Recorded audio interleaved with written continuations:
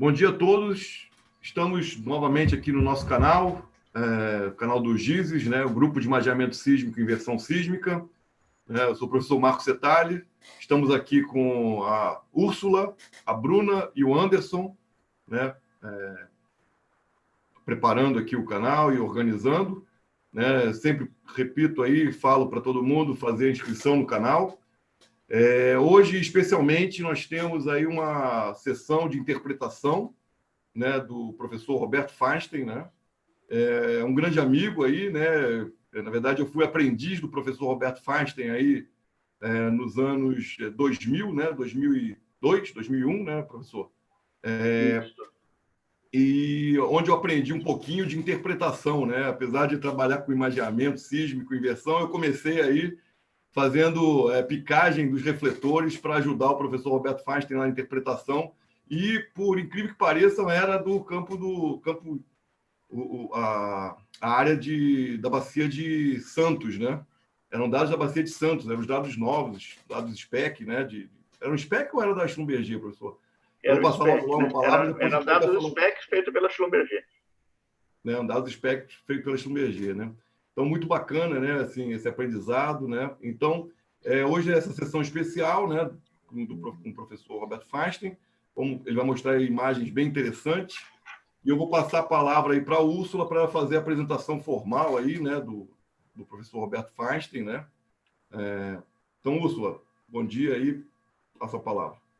Bom dia, gente. Sejam bem-vindos. Hoje eu vou estar apresentando para vocês o nosso palestrante, Roberto Fainstein. Roberto Fainstein é engenheiro eletricista e eletrônico de formação pela Universidade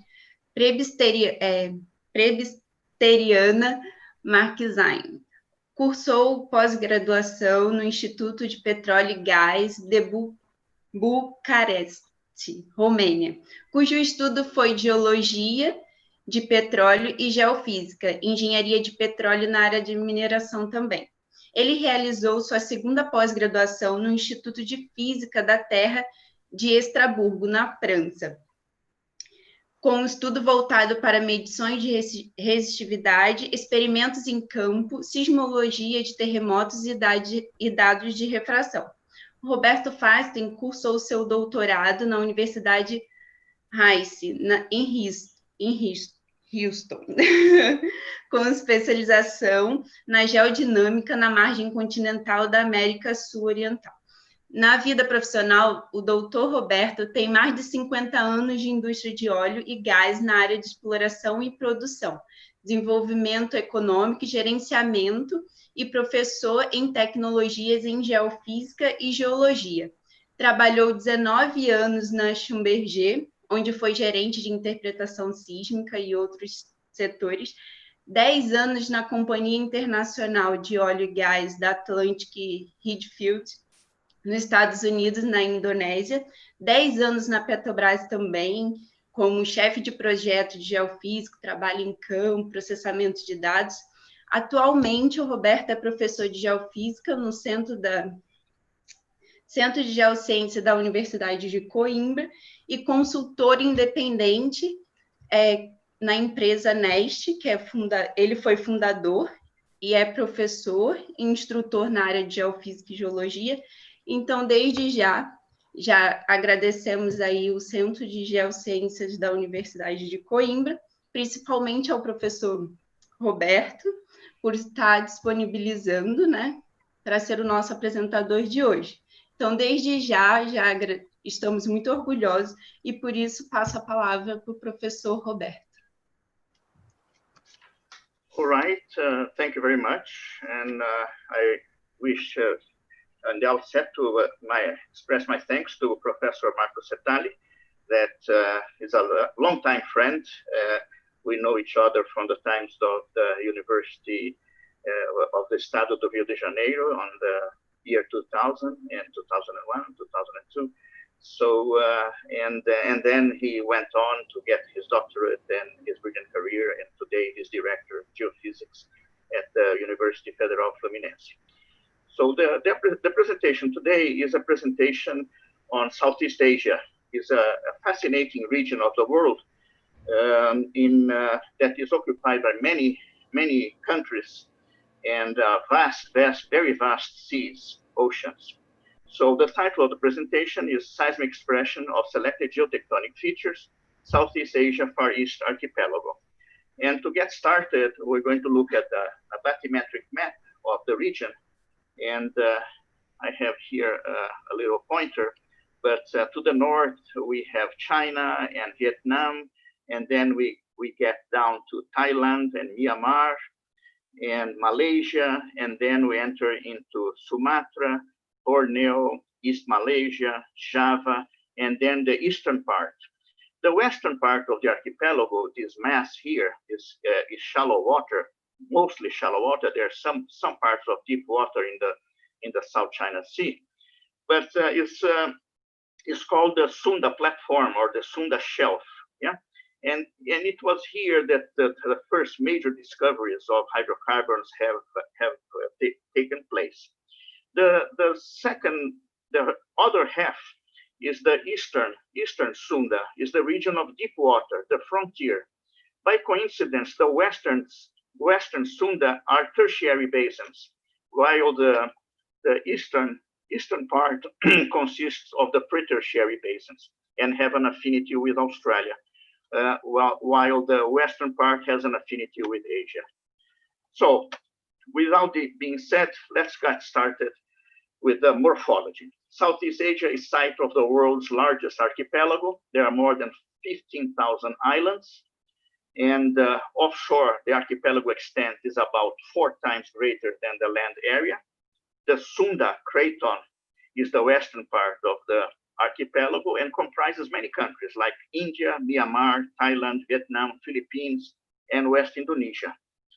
And then the very large offshore region encompasses the Andaman Sea, the Malacca Straits, Natuna Sea, offshore Southeast Sumatra, Northwest Java Sea, East Java Sea, offshore Kalimantan, Borneo, Sulu Sea, which is Philippines, Timor Sea, Arafura Sea, Ceram, Banda Arc, offshore Papua, and then the Northwest Shelf of Australia. Now, the early exploration and production history comes such that there were some early reports, some almost 200 years ago, from the Dutch East Indies Company, because this region here was called East Indies. Today, this region is called, the Southeast Asia, and the major country here is Indonesia. But at that time, Dutch was the colonizer. Therefore, the company was Dutch East Indies Company. And there was reports of a wondrous substance in the Malay archipelago that is deemed inextinguishable, and once it has been ignited, and then burns upon the sea. So they were talking really about hydrocarbons. The first oil field was found in North Sumatra in 1885. So this is a long time ago, about 140 years ago, on a concession awarded to a Dutch tobacco administrator, Mr. A.G. Zilker, by a sultan of Langkat. The Telaga Said oil field was the first discovery in this region, and historically is the third discovery in the entire world. Afterwards, in East Kalimantan, which the old name was Borneo, there was a small company called Shell Transport and Trading Company, owned by a Dutch trader, Marcus Samuel, had drilled some wells on the surface of some very large anticlines and found the first commercial field of Indonesia, the Sanga Sanga field, in 1897. And then they went on, the cell manager, Mark Abraham, went on to build a refinery, one of the first refineries in the world, in Balikpapan, in Borneo, by a company, the name of the company, Shell Company, it was Di Batavchi Petroleum Matatsapishi, BPM. At the same time, there was an American company, the Standard Oil of New Jersey, that was owned by Rockefeller Group, that was granted also exploration rights in Indonesia, in the East Indies, right? And formed the Nederlandische Kolonial Petroleum Maatschappiij, NKPM. This company, in 1922, made a major discovery in South Sumatra. And then you see that the rivalry between Shell, the early company of Shell, and early company of ExxonMobil, comes from more than 120 years ago. So let me just go back here and show where is the first discovery. The first discovery here in the north of Sumatra. And then the first commercial discovery was here in Balikpapan, in the Mahakam Delta in Borneo. And the major discovery here in the South Sumatra by Exxon, Stamvak at the time, was here, the Talanaka field.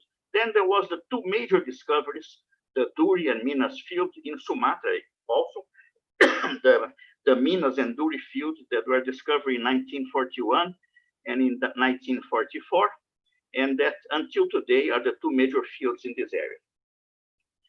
Very good.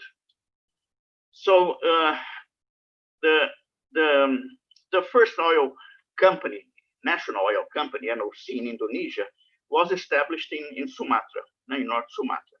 And right now there are three major oil companies here in this area, which is Pertamina in Indonesia, and Petronas in Malaysia, and PTTEP, the company of Thailand. Those are three major companies, from which Pertamina is the larger company because it has a very large area. Indonesia is a very major country, and produces 70% of all the hydrocarbons in Southeast Asia. And also Pertamina, Indonesia, is a very major LNG, liquefied natural gas exporter, providing nearly 30% of all the LNG in the world. So it's a major contributor for oil and gas in the world. Now that we talked all this in oil and gas, we have to see that the progress in discoveries in oil and gas are related to the progress in geology and geophysics. Early in the 19th century, there were already the works, and they were followed by many geologists, many of the heroes, the pioneers of that time.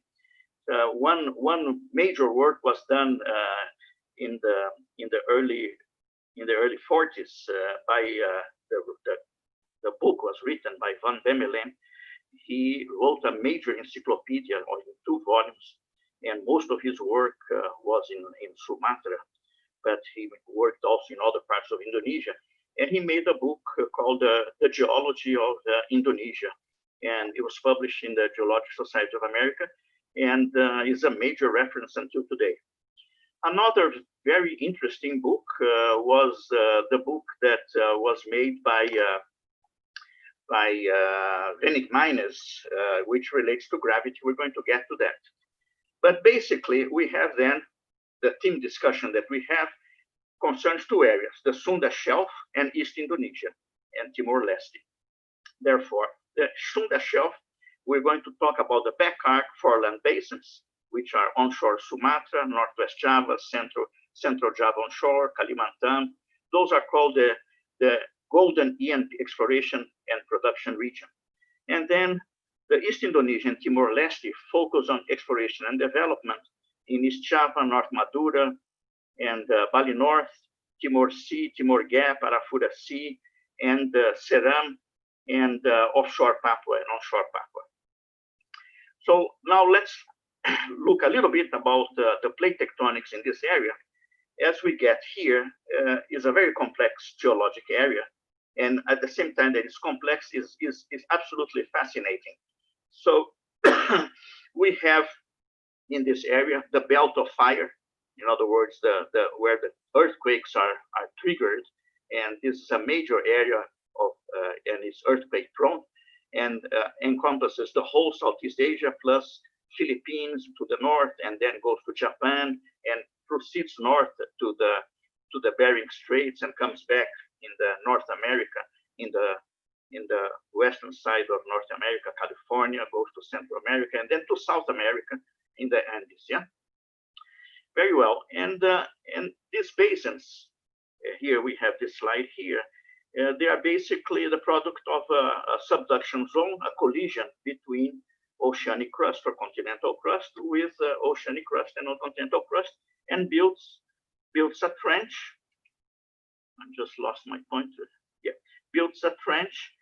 Then the Forearc Basin, and then the volcanic arc, which is already in the continent, the volcanic arc, and then the back arc basins. Basically, as we see in the map, we have the trench, Java-Sumatra trench, which is a huge, a very large, extensive trench. Then the volcanic arc that exists in the Sumatra and Java. If you travel around Sumatra and Java, you go from the north to the south, you see that these mountains are mostly in the south, near the forearc. And then after you cross the mountains, you get to what we call the back arc region, which is the land of plenty, because this is where most of the oil, the hydrocarbons, have been found. And this is a gravity map of the whole area. We can see again the Java-Sumatra trench here, and the volcanic arc. And then this region here is the back arc. This is a Bouguer gravity map. And the story, this is evidently a map that is a modern map done by satellite. But in order to look at this map, we have to see that this map is the product of many different geophysicists in the past as well, have the contributions, especially from Benny Minus, a map that he was the first one to understand what the significance of the system between the trench, the volcanic arc, the forearc, the mountains, and the back arc. And the anomalies, the gravity anomalies there were associated with all these features. Further, we have to look at motions of continents, all the motions. For example, India is a subcontinent that detached in the Cretaceous from the Madagascar. India and Madagascar were together. And India started making its very incredible northward path, and finally collided with the Eurasian plate and built the Himalayas. So the Himalayas is a very young feature, is about 45, 50 million years of age. And India, the position of India, the present position of India, has nothing to do with the old position of India that was very close to South Africa, together with Madagascar. But by doing this amalgamation between India and the Eurasian plate, it opens this. The result was the opening of the Gulf of Bengal, and to the east of it, the Andaman Sea. The Andaman Sea is important because it's exactly the northern portion of the Southeast Asia archipelago. And this is the tectonic map of the Andaman Sea. Is basically where we're going to start our presentation. In this tectonic map of the Andaman Sea, we see again the major features, which are the trench, the subduction zone, the trench, and then the volcanic arc that is made by the Andaman and Nicobar Islands. And then to the east of the islands, we have the forearc basin. Then we have the volcanic arc proper, and then the back arc basin. So in the back arc basin is further complicated because in the Miocene, Pliocene, there was originated a spreading center. There is a spreading center here that split the basin in two. The back arc basin is split in two parts, and you see that split two volcanic regions here, the Sewell and the Alcock ridges. And this fault here is a major fault, one of the major faults in the world. It goes from the center of the Andaman Sea up to the Myanmar in the north. So this is a huge fault. It's one of the most fascinating faults that one can ever see in the planet Earth. And here is a record that goes through this spreading center and through the Sagaing fault. So this major fault here is picture in green, is the Sagaing fault. And what we see in this record pictures the Singh Rift, the old section. This is a tertiary basin, formed after the amalgamation of India with the Eurasian plate. So there is a Singh Rift here. which are basically the lacustrine sediments. And above these lacustrine sediments, fluvial lacustrine sediments, we have the other markers that starts with the mass transport complex, because this is a very earthquake-prone area, the MTC. And this is pictured by this blue, the dark blue horizon. And then the major feature here really are the fault, the Sagang fault in green that split the two sections. And as we see this fault, we see that the fault goes to the ocean. In other words, it goes right to the seafloor. This is a problem, of course, because it destroys the seal for hydrocarbons. So every time that you have a large fault like this, the seal is breached. And as you know, to find hydrocarbons, you need a trap that consists of source rock, a reservoir migration path, the reservoir rock, and the seal. When you have a major fault like this, the fault is good because it brings the hydrocarbons to the reservoir. But at the same time, when the fault goes to the ocean floor, it destroys the seal. But the reason I'm showing this record here is that we see that there are several areas that appears to be lack of horizons continuity. And this basically is gas. So I was fascinating about all these bubbles of gas and try to understand what is the significance of this. And right now preparing a paper together with a partner that I have in India, Mr. Rajesh Kaura.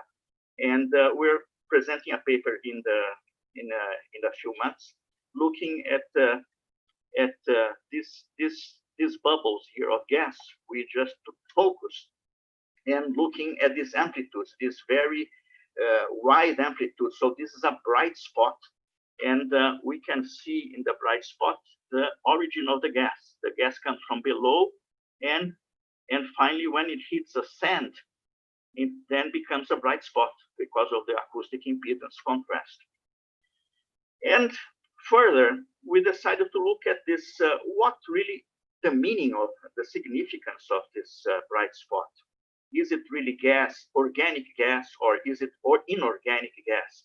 In other words, is this gas coming from the Singh Rift, from the fluvial lacustrine sediments, or is this gas coming from the upper mantle and dissipating into the atmosphere?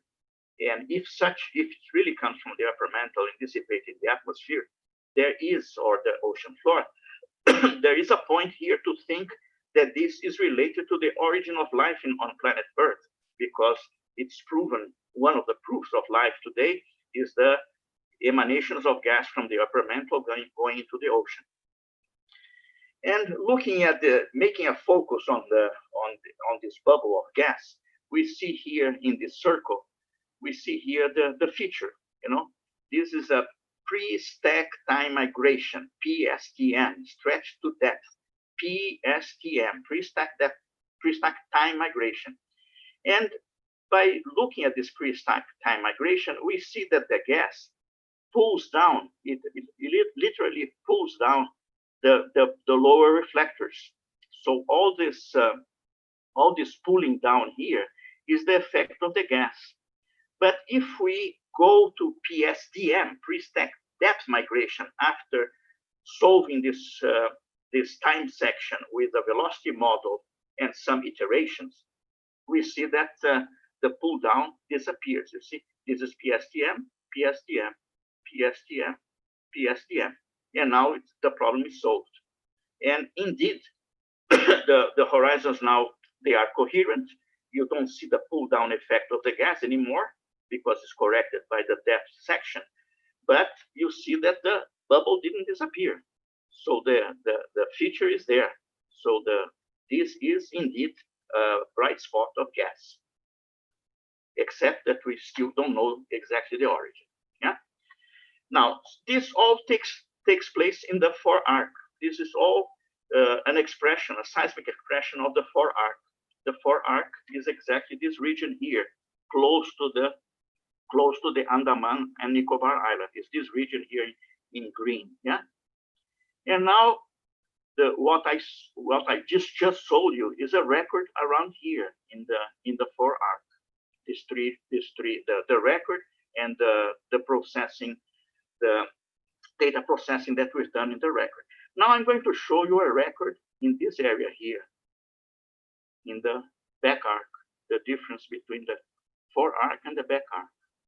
So all this region belongs to India, and this region here to the east is a region that belongs to Myanmar. And if we go down, then we get to Thailand. And then if we go further down to the other side, this is Indonesia. So there are several countries that share the Andaman Sea. So let's go back. And this is the record on the back arc. What we see here is a feature quite different from the features that we see in the forearc. It's highly faulted, yet we see again all these gas emanations that we don't know exactly where it comes from. It's complicated, very complicated to drill in this area. You see that this is a little bit, you have some sort of a bulge here in this area. So we don't know if this is the effect of the gas uplift. Yeah? It's massive gas. Yeah? And now let's go back to the gravity field. Yeah. So this is again different from that satellite gravity boogie map. This is a free air anomaly map, and this is a work from Holloway that was published in the SEG some few years ago, more than 20 years ago.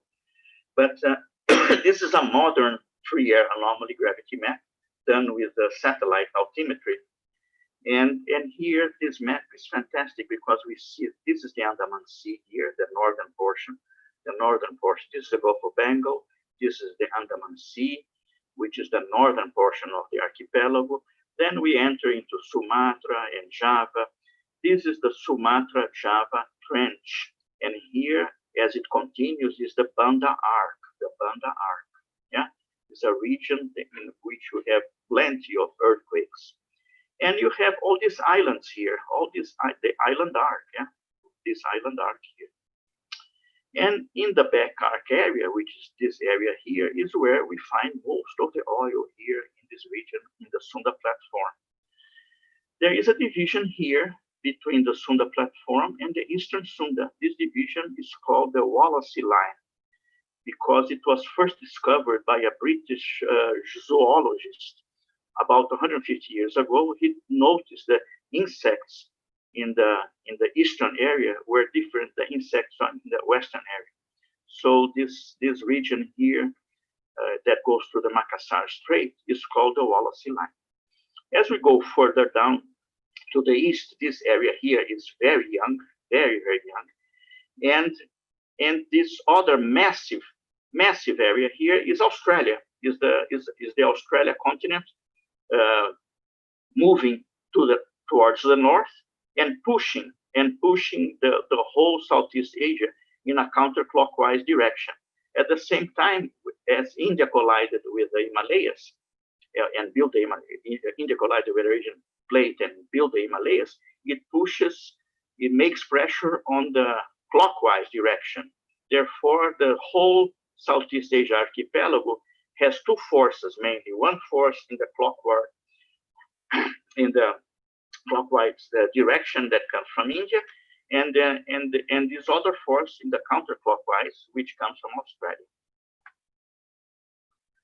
And this is the original isostatic anomaly map that was done by Wenig Meijers in 1948.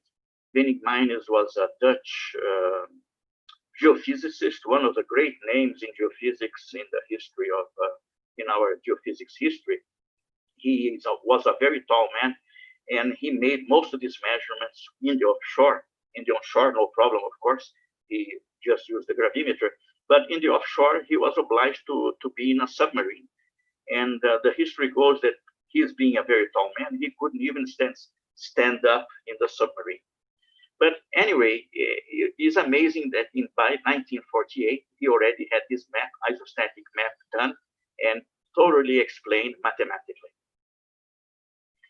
And as we see the evolution of Southeast Asia from the plate tectonic side, We start here in about 50 million years ago. You see that the eastern part doesn't exist. Yeah, what exists here is some minor sparse island. This is 40 million years ago. This is 30 million years ago. And here's 20. You see that Philippines is being formed. And in the green here, some pieces of oceanic crust. 10 million years ago, you see that some pieces of oceanic crust have already amalgamated into the Sunda. And today, this is a picture of today of the Southeast Asia, in which we have the Sunda platform and the eastern part. The Sunda platform is in yellow because it's basically tertiary basins. The massive red continent here is Australia, and this is has a stratigraphy that goes from the Paleozoic to recent days. Yeah, and in the eastern Indonesia, which is a very young age, we have a lot of these green areas here that denotes oceanic crust. So those are eruptions from oceanic crust due to subduction and collisions. And we see one of those major segments has been amalgamated here in Borneo in the West Kalimantan. So if we go to the West Kalimantan, to the mountains of West Kalimantan, and the top of the mountains, we can see features from oceanic crust from very deep in the ocean, such as foraminifera, ooze, and the rock eclogite, peridotite, and gabbros, and so forth. So typical rocks of the ocean crust that can be found in the top of the mountain. Yeah. Therefore, it's very interesting to see all this because we're dealing with two very major segments here. One is the Sunda shelf, Sunda platform, and its ocean, and the other is all the basins that have Australian affinities. So this is Asian affinity, and all this is Australian affinity.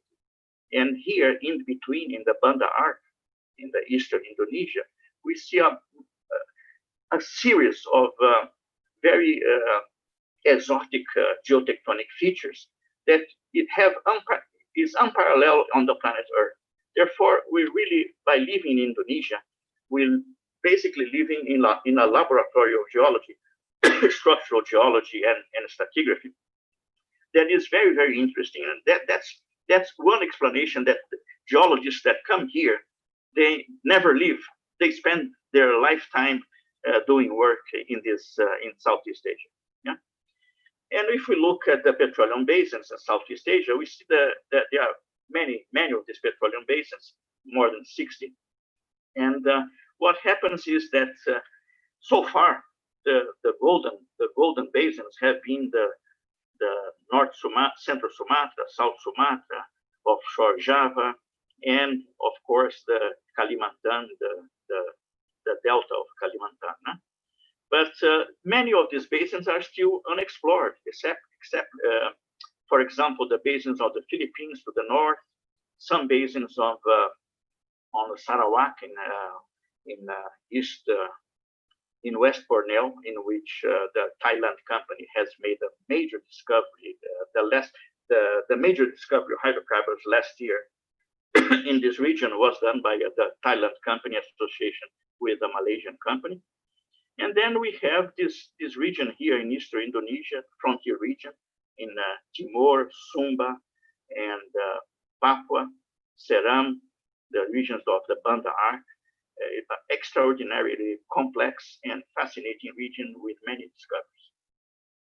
This is the same map, except that this map is with the technology of nowadays, and all the land masses, and some of the profiles traversing these land masses. We're going to discuss there a little bit more.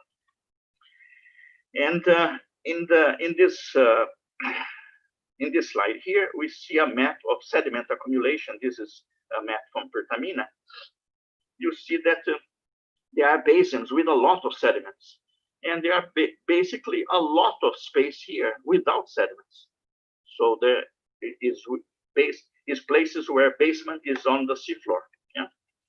Therefore, have to be very careful in analyzing basin by basin, because many of these basins, many people that don't know Southeast Asia, they come here and they can pick blocks that are really worthless. On the other hand, if they do a good homework, they can pick some very, very attractive blocks. And these are the contracted area maps.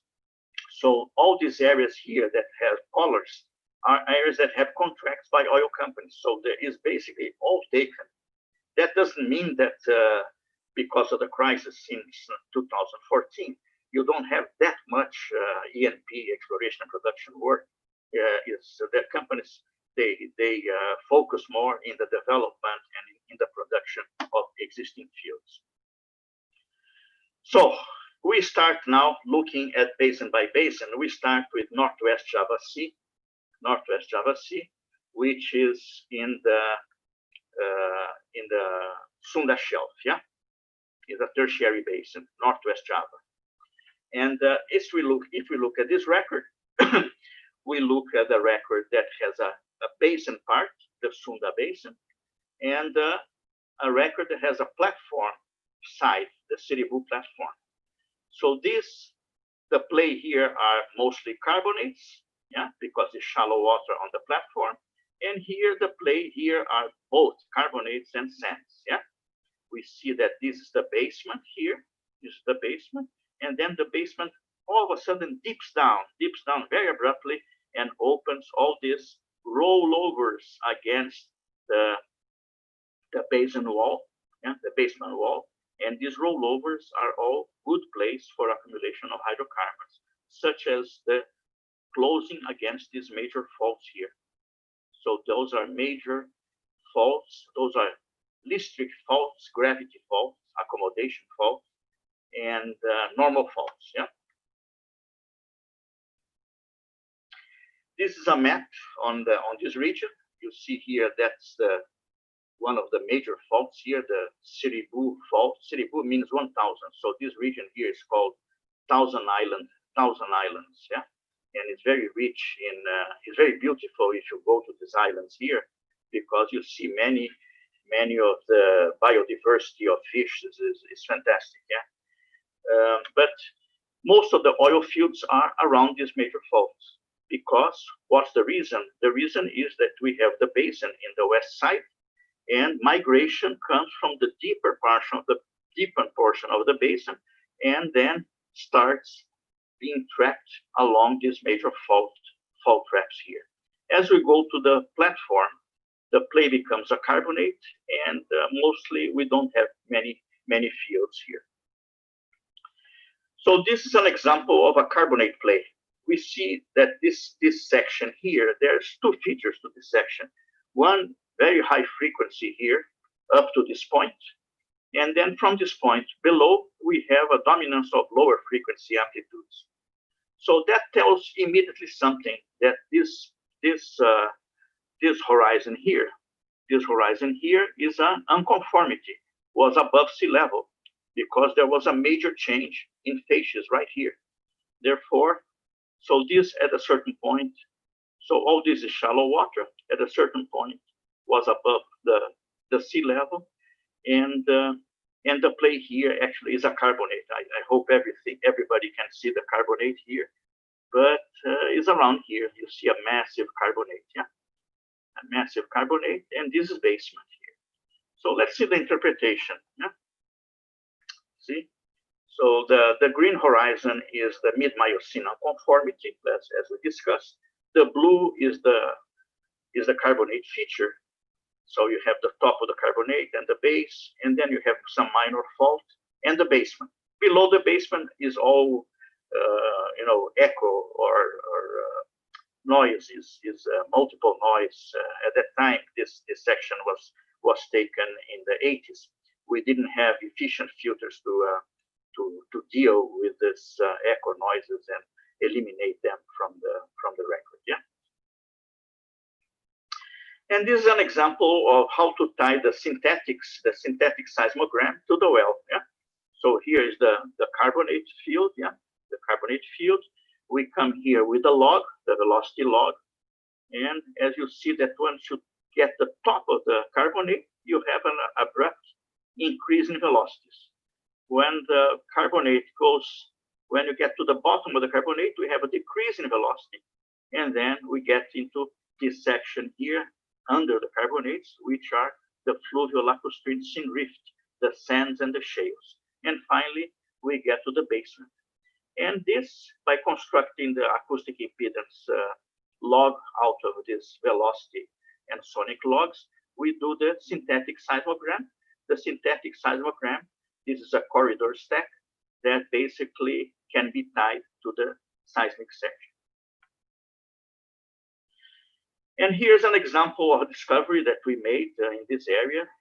This map is very complex, but we drilled, there was a four-way deep closure right here, and we drilled in the bullseye and have made a discovery.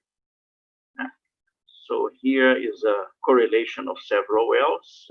We see here the gamma ray, and here we see a sand, because the gamma ray has a shale line and a sand line. So this is the sand line, and this is the resistivity to the right side, indicating high resistivity here. So sand with high resistivity means that we have oil. So that's the elementary way to see that we have oil in the well. It was used through the whole history of hydrocarbons. And the gamma ray is also an excellent tool. In the past, it was called self-potential, but today we use the gamma ray tool. And it's an excellent tool to correlate the stratigraphy between several wells. This is the record of the discovery, And you see that this is where the well was drilled.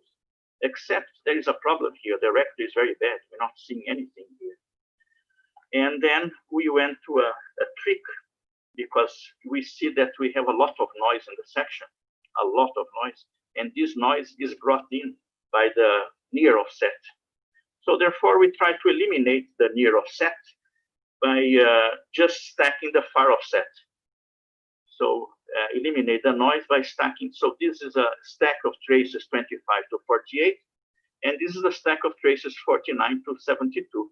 You see that by eliminating the near traces, we start looking at the record in depth. You see, and this is the same record, except the stack is on the far traces.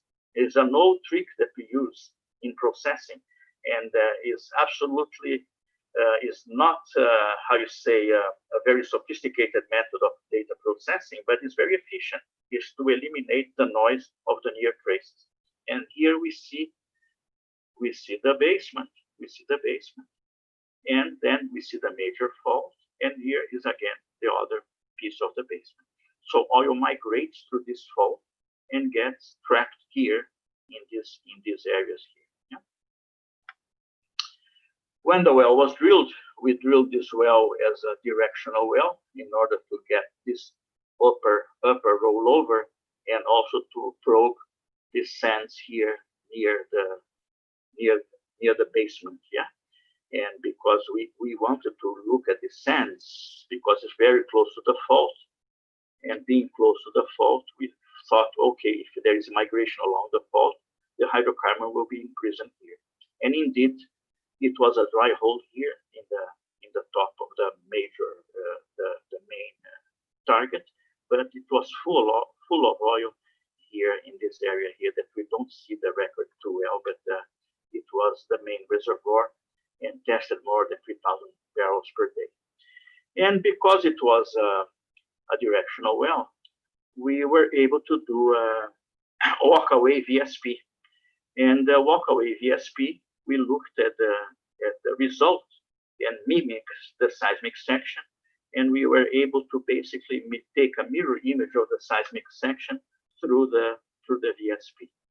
And this result was so good that we presented to the SEG in 1988, and that was a meeting in Anaheim, California. Very good. Now we're going to look at the East Java Sea, the Cepu oil province. My wife, by the way, she is natural of Cepu, and the North Madura offshore, Madura Straits, and the Bali North features. And this is the basin realms on East Java. So we have in yellow here, a major carbonate platform.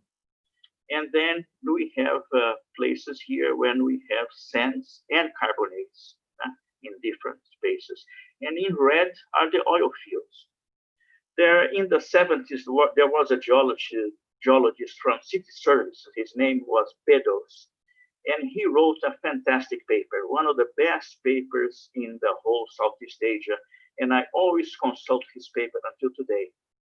I think his name, first name, I think it was Larry Beddoes, you know, and he observed that the geology of Southeast Asia is basically the same. Doesn't matter if you are in the Sunda platform. Doesn't matter if you are in Indonesia or in the Philippines or in Vietnam or in South China Sea, Natuna Sea, or in Malaysia or in Thailand. It's basically the same stratigraphy, except they have different local names. So it's a fantastic paper and worth reading. And he showed the lithology in his paper, the lithology of the onshore Java, dominated by carbonates and field sands, and lithology of the carbonate platform. So one difference between these two lithologies is that you have a dominance of carbonates in the shallow area in the East Java Sea, and the sands, they come way down in the section, which is not the same case in the onshore, in which you have very shallow sands. And this has been proven since 1920. The oil fields in Cepu were found 100 years ago and have been producing since that time. But all in the shallow sands. Most recently, ExxonMobil took the area from an Australian company because they bought this Australian company.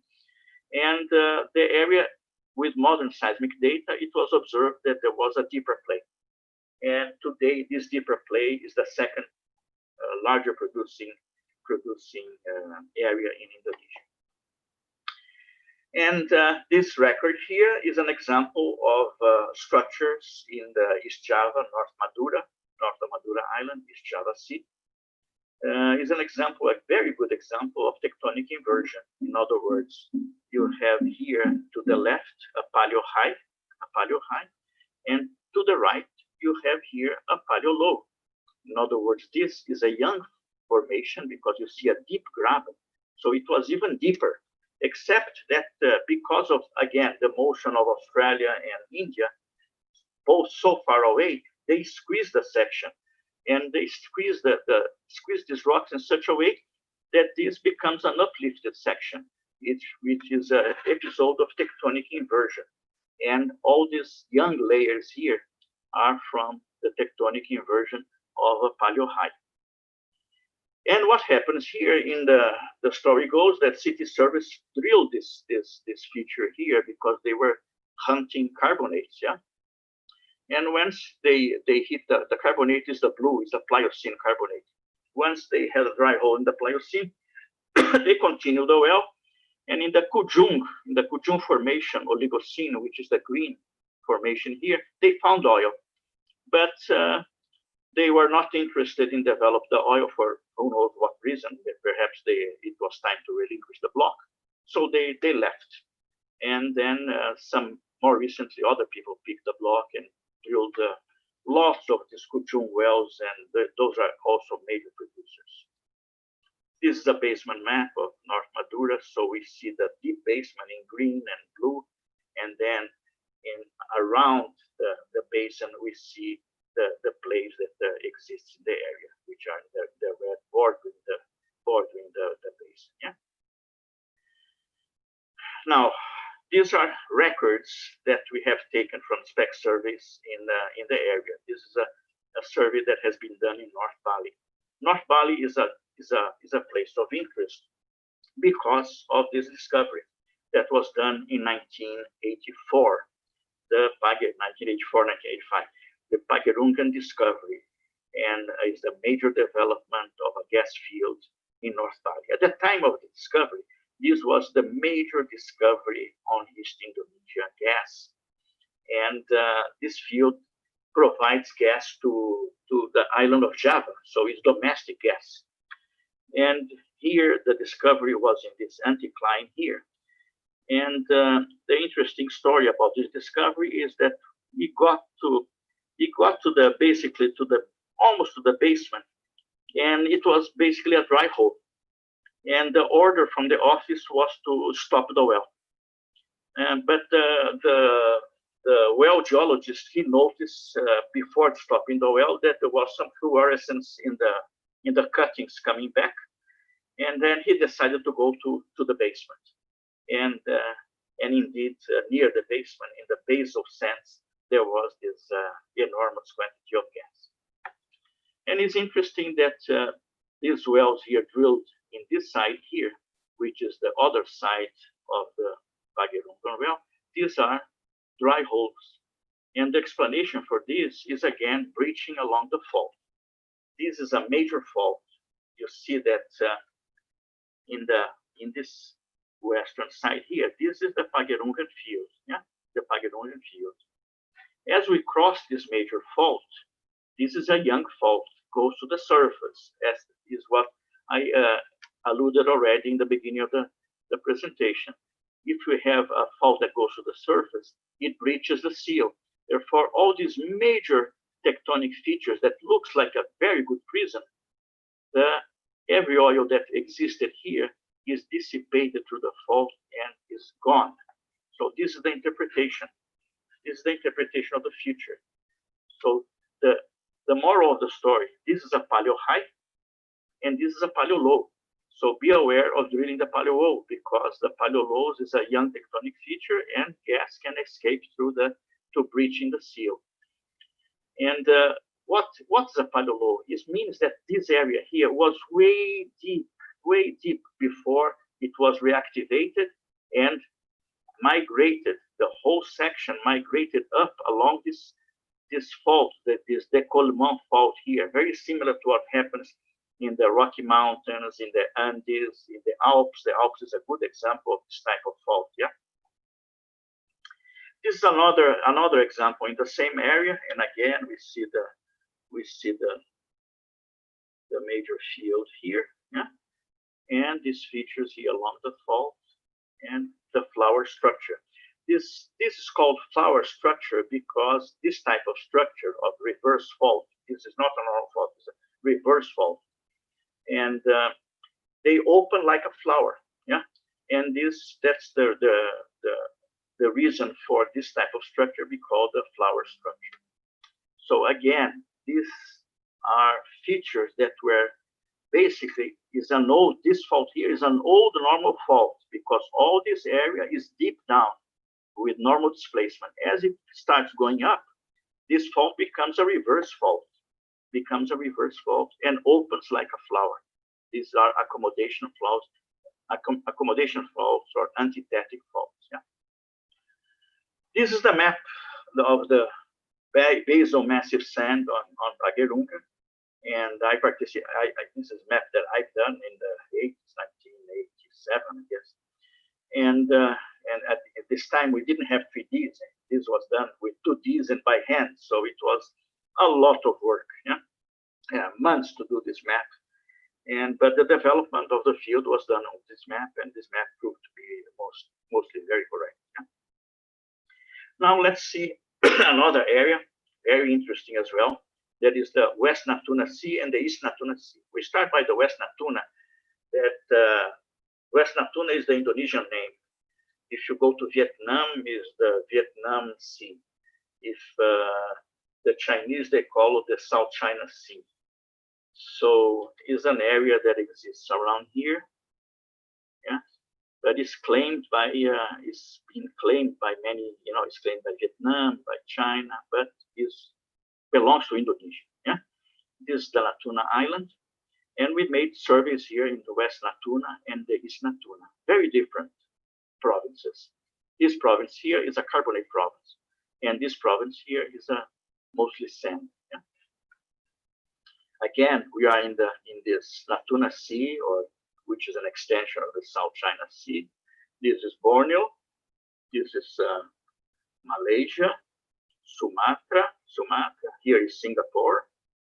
Here is a portion here in land, is the East Malaysia, and this is Brunei Darussalam, where also has a rich exploration history because the champion field was discovered here by Shell in the early 50s and is producing until nowadays. Now, here in Sarawak, in this region here, Sarawak is Malaysia. Is Malaysia. There was a major discovery last year done by the Malaysian company Petronas and by Thailand company PPT-EP. Is a major discovery on the shallow water in a play that has been through many times around and always dry hole, but they finally discovered a play in the shallow water. Yeah. The interesting thing about the stratigraphy of West Natuna is there is a major hiatus, and this is a tertiary basin, and the hiatus occurs because of the fact that the section goes above sea level. So this is late Miocene here, and then the whole thing here, the hiatus is a hiatus on late Miocene. The whole section went above sea level, and then with the subsidence again, when below sea level again and subsidence, we have the Pliocene and Miocene section. I'm going to show you exactly what it means. The hiatus is around this blue horizon here. It's around this blue horizon, which is the top of the Pliocene. And this is the Pliocene unconformity. Pliocene unconformity. So this section here, as you see, has a lot of tectonics, several anticlines. Though this is again a paleolobe. Look at this graben here. So everything was very deep.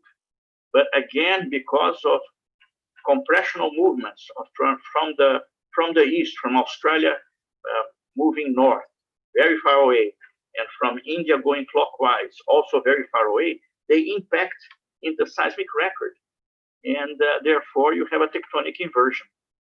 And this is a beautiful record because it shows all this gas escaping here. You have an escape. This is a gas chimney, another gas chimney through the fault here. And some stratigraphic traps here. This is a gas field here, is a pinch out, a typical pinch out. Another pinch out here. This is another pinch out. Is a thinning wedge. And as we have lateral change of facies in this portion, you go from sand to shale. So the shale is the seal, and the gas doesn't have where to go and becomes a bright spot. Yeah, the gas accumulation here is a bright spot in the sand. Differentiated, the acoustic impedance is differentiated because you have shale all around the gas. Yeah, the sand. So this is a typical lens. Yeah, and the same here for this pinch out in this place. Now these anticlines here, they are all gas producers. Yeah, despite the fact that there are some escape here. The seal is breached. It's like a champagne bottle. Yeah. If you mess around with the cork, at a certain point, the cork goes out and blows out, and you have escape of gas. Yeah. So this is hydrodynamics, escape of gas, seeping through a very thin seal. You see that the seal here is much larger than in the top of the structure, but is enough to imprison some gas fields here. The most interesting thing about this record is that in here that you see nothing, absolutely nothing, except a very small anticline. This is where the major oil discovery was made in this area, the Belida field. And the other interesting thing about this record are here in this graben. You see some bright spots. These are not oil bright spots, but this is source rock bright spot. In other words, the impregnation of the source rock is such, the TOC, the total organic carbon, is such that becomes a bright spot. And here, playing with flattening of at Oligocene here. This is the Oligocene, and you play in the workstation with the flattening of horizons, and you see that after the Oligocene, you still have a lot of tectonism. But if you flatten the horizon in the Pliocene, you see that it's very quiescent section after the Pliocene. Therefore, you can reconstruct.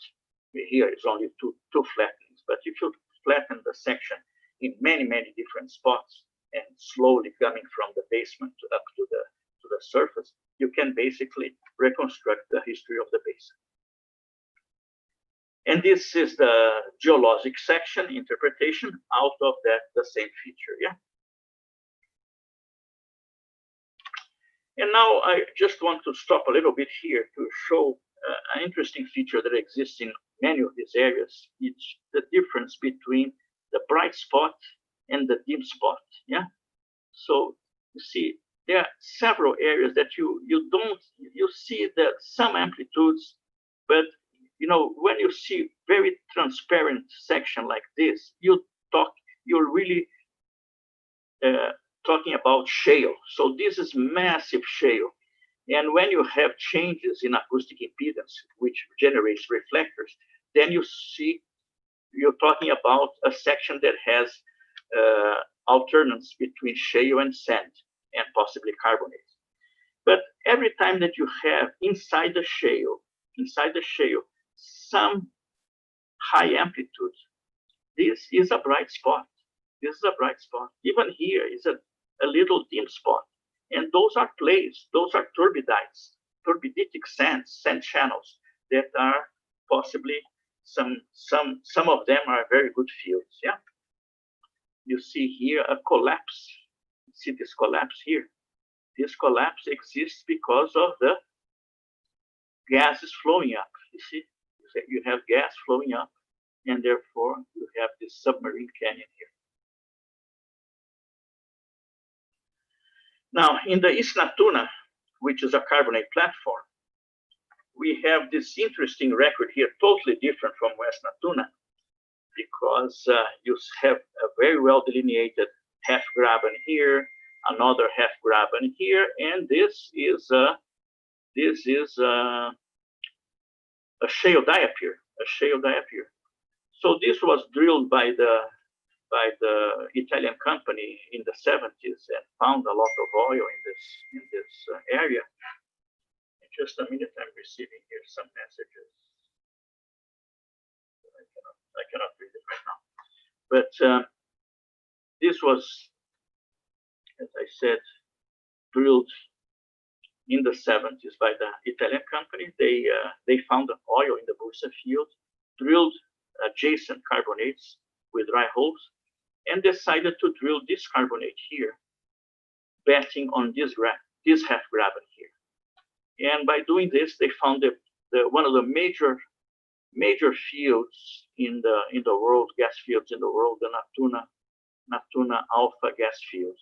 The only problem with this field is that the gas is contaminated with carbonic gas and sulfhydric gas, so it's very difficult to develop, and therefore very expensive to develop and remains undeveloped until today.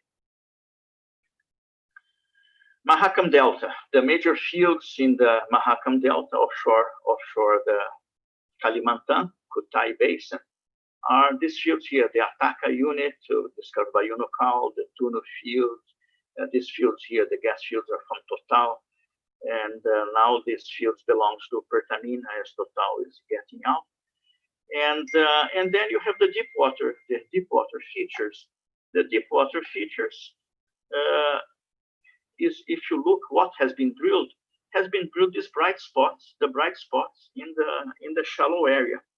But the bright spots in the lower area here has not been drilled yet. So is again a very good play. So I'm going to rush a little bit and get to the Far East Archipelago, which is very interesting, and concentrate here around this area here of Timor Island, and where you have records in the Timor Sea, in the Arafura Sea. This is Australia, and this is the Banda Arc, and more records here in the south of Papua, of West Papua. Arafura Sea there were some blocks and a discovery, recent discovery. This block here was called by the Leti block, and I was fortunate. I did the spec survey and I promoted this block with Pertamina. And this is the Marcella block. And the interesting thing about this is that you have this record, which is basically coming out of Australia, because this is the continental margin of Australia to the south. Yeah, it's the continental margin of Australia, and the slope and goes into deep water, and it's colliding with offshore Timor. This is a collision. It's a collision, and this Australian plate is going down under the Timor Island. So this is a subduction zone, and the records, the horizons here in Timor are highly deformed, whereas the horizons in the Australian plate, they maintain integrity. So there are many plays here in deep water. Yeah, these are the prospects. This is one of the wells, and the discovery was made in this horst here, adjacent to this graben. In map, I knew when I was mapping this in the workstation that I had a big play here, because this was a four-way deep closure adjacent to a major fault, and this is the graben. So the graben would feed this major four-way deep closure. Yeah. Therefore, this is the story of the people who ended up with this well was the Japanese company Impex. They were the only ones interested in this area, and they bought not only all the data, the processing, and the interpretation report that we have done. And with the interpretation, they drilled exactly where we have pointed out and discovered this major field, 20 TCF. Yeah. The Timor Sea, on the other hand, is another very interesting area. We have many contributions from Schlumberger, and this is an area, the Timor Islands. And if we look at the Timor Island geology, we see that Timor is a microcontinent. It detached from Australia and drifted away from Australia. And then today, as Australia is pushing northwards, is under collision. There is a process of collision between Timor and Australia. If we look at this geologic map of the island, you see here the northern part in green, which is the Aileu complex, which is basement. And this area here in pink is the Lolotoid, which is the overthrust, a major overthrust. This area here, which is in yellow, is an area of the cinerogenic area, and is part of the accretionary prism. Yeah. And what is the accretionary prism? The accretionary prism is this area here. This is with what we call the accretionary prism. Yeah, because it's an uplift due to the collision. Yeah. So it exists in the Arafura Sea and in the Timor Sea. So this record is, I recently been in Timor and I saw the Aileu complex. The Aileu complex in the north of the island. This is basement, and we see the meta sediments and the phyllite schists. And so this is the northern coast of Timor. Yeah. As we go a little bit to the south, we start looking at limestones in the Mobisi group, which is the Permian, and this have a lot of, in this sample, a lot of brachiopods, so old fossils. Yeah, in the Mobisi. Mobisi is the Permian. So these fossils here are the survivors of the great extinction at the end of the Permian. Yeah? Here's myself, and I'm standing in the Permian. On the left side is the Permian Mobisi shale schists, and to the right is the basement, is basalt. Yeah, so this is a fantastic outcrop in which you see to the right side you see the basalt, to the left side you see the Permian beds. Yeah, and this is a wonderful record. Yeah, this is the mountain where one of very few places in the world that you have a good a good sample of the Permo-Triassic contact. So the story is that this great geologist, British geologist, Audley Charles, he had walked to the top of the mountain, and he identified the Permo-Triassic limestone, and he got the contact. And on my recent trip to Timor, I got myself, I don't know how I put this here, but I have a sample here of this rock with an ammonite here in the Permo-Triassic contact. So this is a very beautiful sample. And this is holding here some fossils on the early Triassic. So this is the Neof group, and those are several ammonoids in the early Triassic after you go from the Permian to the Triassic. And this is the Aituto formation. We are here a photo of our group in the field. Yeah, you see that it's this anticlines. This is a fault band fold plate. Yeah, so some of the exposures are astonishingly beautiful. And here is the group. Yeah, we're sitting down here in the road, and on the back, very much in the back, is the mountains of the Kablak mountain range, which is a mountain that goes from the Permian to the Triassic and Jurassic to the recent. Yeah? And if we look at this record here, to the left, you have the Kablak Mountains, and then you see a major fault cutting to the middle, and to the right, we see the overthrust. The overthrust is that example of the Lolotoy in that record. Yeah. And finally, in the accretionary prism, near the subduction zone, is where you have a massive, lots of oil and gas seeps. And here we're standing with our guide, this little child here, that she knew exactly where it was the oil seep, and she took us to the oil seep. Yeah. And this is a photography of the oil seep, which is what the oil comes through a fault, and goes to the surface, and this the source rock probably is a Triassic source rock. Let me just see what is the message here that I'm receiving.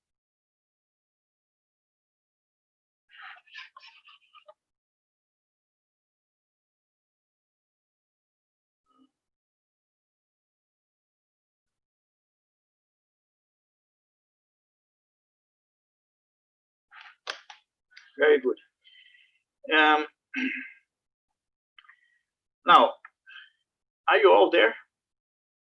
Yes, hello? Hello? Olá. Ah, estão todos aí?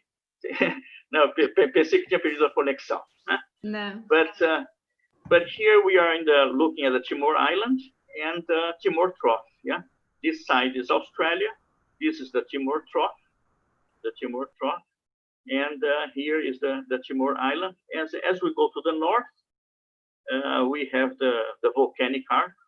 This is the volcanic arc and the eastern part of Indonesia. Yeah, and this is the northwest shelf of Australia. So this is a picture, a 3D picture of the Timor Trough. This is the Timor Island, and this is the northern channel. There also are there are several studies on the Timor Trough, especially because it's an earthquake-prone area. And if we go to the subduction zone, coming from the shelf of Australia and the slope of Australia, which is Timor now, because it's geologically is Australia, but geographically belongs to Timor-Leste. So we see that this in the left side is the accretionary prism. So here is the accretionary prism, and this is the slope. Now, the reason to try to understand this very much is because there is a play here under the accretionary prism, the Permo-Triassic play that has not been drilled and exists on shore, like I just showed in the oil seep. Therefore, this is a play that can be pursued. Yeah. And because this is right in the Timor Trough, there are several studies about about the feasibility of this earthquake, of putting a pipeline over this earthquake-prone area. Now, this is a prospect, Jurassic, Triassic, and Permian. Is in the Timor Sea. We have the Jurassic here, and this is the Triassic, this is the Permian, and this is probably the Devonian and Silurian. Yeah?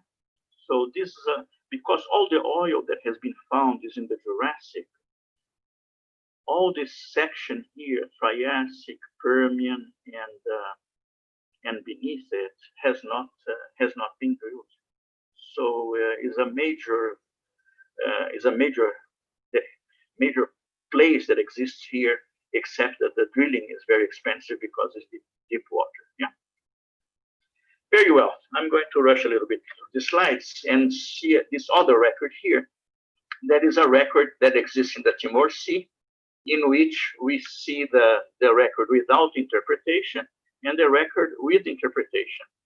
So here is the Jurassic breakup on conformity. So most of the oil fields are around this area here. But you see that you have major Triassic anticline plays and Permian anticline plays. So there's a lot to be done here, considering a lot of drilling to be done, except, as I say, it's a very expensive drilling, but it's an area that in which major discoveries may be found. And these X structures here, these railroad structures here, they're called X structures. They are shown in the map as a railroad. You can follow these X structures all over in the map, in the workstation, and therefore those are fault closures, yeah, three-way deep fault closures around these X structures, yeah. Now, if we go to West Papua, south of the Papua East Archipelago tectonics, we have the Tanggu gas field in Berau.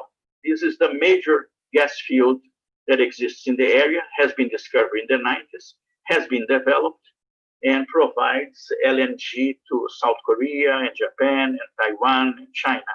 Yeah, but if we look at the geology, this the Berau play is around here in the shelf. Yeah, but if we look in the deep water around the Seram Trough, we have the same play in the Jurassic 2 times. Yeah, so because these faults are Miocene-Pliocene faults, the section is shortened, and if we drill a well here, we go through the Jurassic 2 times, here and above the fault and beneath the fault. So this is a major deep water play that remains undrilled. Yeah, and in this area we have the subduction zone, the accretionary prism, the foreland, and then the series of thrusts, and then the volcanic arc. And all of this can be interpreted directly from the seismic record. Yeah. So this is the same record that I just have shown. Yeah? And a more simplistic feature is this carbonate here that exists also in the shelf. So this is the carbonate, Pliocene carbonate, south of Irian Jaya. These the companies have drilled recently after our spec surveys, and have found oil in both of these carbonates. This, I think, I discussed with Professor Marco Settali last time. This is one of the most astonishing records I ever seen in my life, because the region is so young. We see block faulting, immense block faulting. So this blue horizon here is a Pliocene horizon, whereas this yellow horizon is a Cretaceous horizon. Therefore, this is an alloctonous block that moves along these 2 reef shoulders here. Yeah, these faults here are reef shoulders, and this block comes from miles and miles away, and at present it is amalgamated with this Pliocene section here. It's so high. Finally, many other plays that remain undrilled are these plays here in West Papua. You see the unconformity here, probably the Jurassic unconformity, and all this changing deep beneath the unconformity. As goes to deep water, you have this major anticlinal folds, yeah, again, that have not been drilled. Yeah?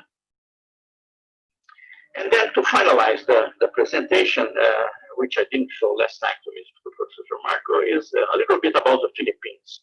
Because the Philippines is a minor player in Southeast Asia, but there is some oil. There is some oil that has been found here in the Palawan Basin. This basin here, which is a continuation of the Natuna Basin in the South China Sea. And is a carbonate. So this is a discovery by Shell, this carbonate here, and provides gas to the gas and oil to Palawan Basin Islands. Yeah. Another feature that exists here is this Wesley Napakan. You know, you see here the anticline and the flat spot. Yeah, flat spot, bright spot. Yeah. And here I was playing a little bit in the workstation. This is the instantaneous phase attribute of the flat spot. And then in the time slice coming to the flat spot, you can get to the gas oil contact.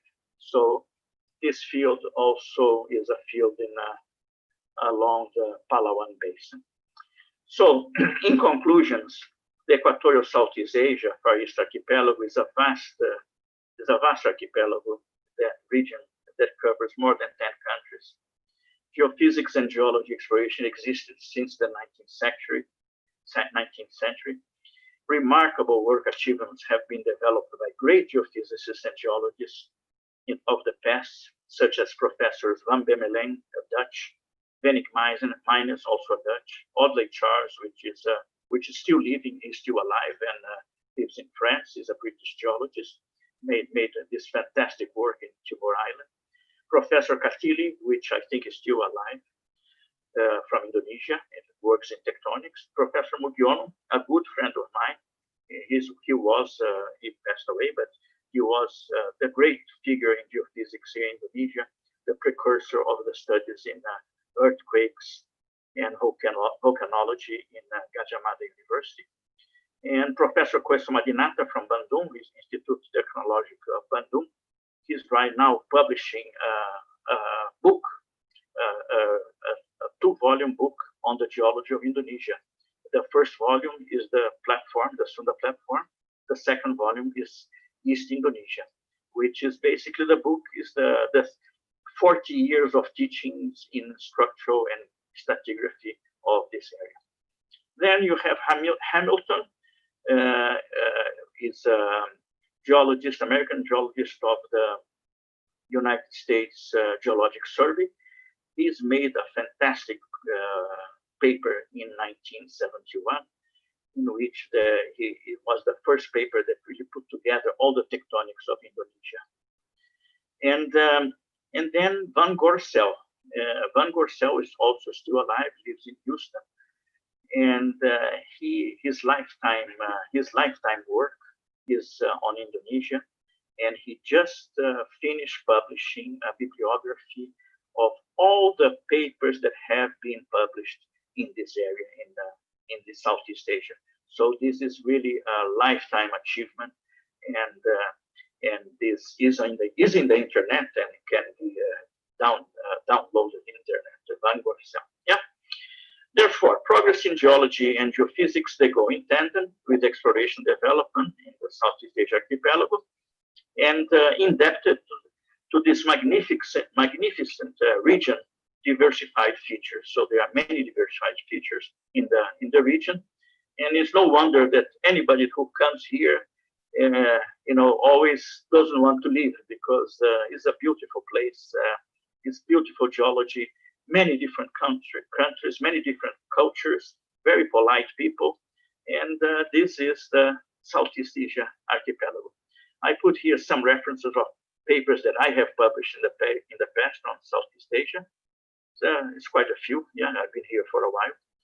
And also I made a notice of the bibliography of the geology of Indonesia and surrounding areas from Van Gorsel. And this is about it. This is the presentation. I'll be happy to take any question. And if you want to make the questions, we can revert to Portuguese right now. It's very hard for me to do the presentation in two languages because, you know, it loses the continuity. But now I can answer all the questions either in Portuguese or English. Thank you very much. Hello? Professor? Sim, senhora. Professor Roberto, muito obrigado pela sua apresentação. Gostamos bastante, algo bem interessante aí para o grupo de Geofísica, Geologia. Temos uma pergunta do Marcos Oliveira. A pergunta é, professor, sobre o estudo e exploração de gás de hidrato, de gás. Há estudo bem avançado sobre isso na Ásia, porém aqui no Brasil é algo novo. Qual a sua percepção sobre essa fonte energética aqui? Pergunta muito interessante e a resposta é um pouquinho longa, né? É o seguinte, realmente a parte de hidratos de gás tem sido muito estudada aqui na Ásia, não tanto aqui no sudeste da Ásia, no arquipélago, mas tem sido muito estudada na parte do offshore de Taiwan, offshore da China e offshore do Japão, especialmente Japão e China, porque eles não têm energia, né? Não têm energia fóssil, e eles têm hidratos de gás e tem muitos papers que eles publicaram em hidratos de gás com expressões sísmicas fabulosas, né? E alguns anos atrás, os hidratos de gás representavam uma fonte de energia a ser pesquisada intensamente, né? E continua sendo pesquisada intensamente. Mas, atualmente, o gás fóssil que é produzido, existe uma abundância de gás no mundo, né? Por exemplo, a Indonésia tem muito gás e exporta para essas áreas. O Catar é o maior exportador de liquefied natural gas no mundo inteiro. Então, a abundância de gás que existe hoje é muito grande. Nos Estados Unidos também se dava muita atenção aos hidratos de gás no Golfo do México, mas eles pararam de fazer essa pesquisa praticamente, porque existe muito gás atualmente. Então, o problema hoje é que existe um excesso de gás no mundo inteiro, tanto assim que tem muito gás que não é nem desenvolvido, né? Mas, realmente, a pergunta é muito boa, porque, por um tempo, existiu muita pesquisa em hidratos de gás, principalmente em Taiwan, e Japão e Coreia, e eu acho que eles continuam fazendo as pesquisas, embora não tenha a aplicação econômica imediata. Satisfaz a pergunta? Professor, muito obrigada pela sua resposta. Foi bem clara, as pessoas estão gostando bastante, têm comentado aqui no chat, agradecendo sua apresentação, falando que foi muito boa. Então, mais uma vez, agradecemos. Vou passar a palavra aí para o Setali. Professor Setali. Professor Roberto, muito obrigado aí pela sua apresentação. Gostaria de agradecer também a disponibilidade aí, né, por apresentar aí da Indonésia, né, que são quase 10 horas da noite aí, né, professor? É por aí. Por aí, né? Então, e assim, o canal, né, ele fica disponível, várias pessoas assistem normalmente depois, né? E as perguntas, se tiverem perguntas, o pessoal pode enviar para o canal aí, né, para o e-mail do Gizes, né? Que a gente repassa para o professor Fainstein, né? E ele pode responder aí depois, a gente repassar isso para o pessoal que está assistindo a palestra, né? Que vai assistir a palestra. Olha, eu estou muito agradecido ao professor Marco Setali por ter feito essa disponibilidade, né? E eu sei que o assunto é muito grande e é muito difícil de fazer uma palestra como essa de maneira concisa em 1h30, 2 horas, né? Porque cada uma dessas regiões que eu falei muito rapidamente merece uma palestra à parte, né? Mas, de qualquer maneira, eu acho que pelo menos foi uma introdução a todos os estudantes brasileiros, né? Foi uma introdução ao que existe fora, né, que existe no planeta Terra, especialmente no sudeste asiático, no caso, né? E é interessante conhecer. Eu, quando vim para cá em 1984, eu morava em Los Angeles. E daí fui transferido para a Indonésia. E, na realidade, eu não sabia nem direito onde é que era a Indonésia, né? Eu comecei a procurar bibliografia e vi, e aqui que é Bornéu, Celebes, e daí comecei a me lembrar que quando eu era criança eu lia esses livros sobre as princesas e príncipes, os principados de Bornéu, de Java, da Celebes, né? E daí que eu me lembro, isso que agora se chama Indonésia, né? Porque antigamente isso se chamava as Índias Orientais, né? É verdade. E, assim, até tem alunos aqui no grupo do Zap, né, do WhatsApp, que alunos até que são geólogos, falam, pô, não sabia nem que tinha petróleo, né, nessa área, né? Então, assim, realmente o conhecimento, né, para todos nós aí vai se ampliando, né? Isso é legal. E a gente vê muitas estruturas aí, né, muita informação. O interessante é que o petróleo aqui é muito antigo. Isso aqui é um lugar que tem muito petróleo há 120 anos, e há 120 anos que o negócio do petróleo aqui é muito... Se você vê, por exemplo, o negócio do petróleo do Brasil, que começou em 1939, 1940, aqui começou em 1897, quer dizer, e com muito petróleo. E as companhias, a Shell, por exemplo, a Royal Dutch Shell, que hoje é uma companhia enorme, ela foi formada na Indonésia. A história dela é a Indonésia. Ela é o que ela é hoje por causa da Indonésia. É isso que é interessante, né? Sim, com certeza. Isso é bacana pra caramba. Então, mais uma vez aí, professor, vamos encerrar aqui a nossa live. Quer dizer, a gente continua aqui no canal, né, no Zoom, tá? Mas a gente vai encerrar a live aí, né? Então, vamos agradecer. Eu agradeço mais uma vez aí em nome do canal. Agradeço também à universidade, né, o Instituto de Geociências da Universidade de Coimbra, né? E passo a palavra aí para a Úrsula para ela dar encerramento. Você quer falar mais alguma coisa para encerrar, professor? Bom, justamente já que o senhor falou sobre a Universidade de Coimbra, nós podíamos continuar esse nosso contato agora, né, entre o Centro de Geociências da Universidade de Coimbra e a Universidade Federal Fluminense. Já também a Úrsula e a Bruna expressaram interesse em vir até Coimbra e tal. Então, podíamos ter bastante mais contato e bastante mais interação entre as duas universidades. E, mais uma vez, eu quero deixar aqui meus agradecimentos ao professor Marco Setali, que é um amigo de longa data e que me deu essa oportunidade de fazer essa apresentação. Tá ótimo. Obrigado. Muito obrigado. Obrigado. Vou passar a palavra para a Úrsula para encerrar aí o canal. Então, gente, não esqueça de se inscrever no canal, curtir o vídeo. Qualquer dúvida, qualquer pergunta, você pode colocar lá nos comentários, ficaria visível, né? O professor Roberto poderia estar respondendo. Então, não esqueça de curtir e ativar o sininho, que assim você não vai perder nenhuma live.